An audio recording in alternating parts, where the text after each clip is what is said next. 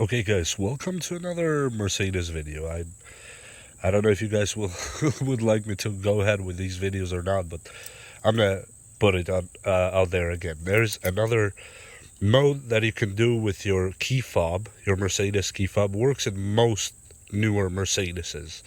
The car right now is locked, but let's say it's a hot day and I want to get in the car, but I would like to open all the windows first before I enter the car so it gets some air, right?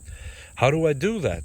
Well, when you go to unlock it, in the unlock key, you double click it, but you hold it on the second click.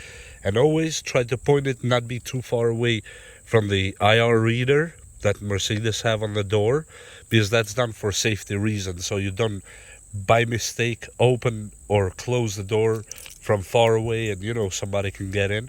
So when you're near the car, you double click on the open key, as I do right here.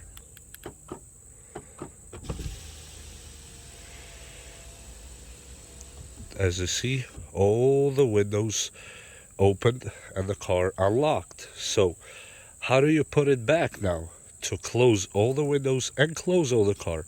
The same exact thing in reverse with the lock button.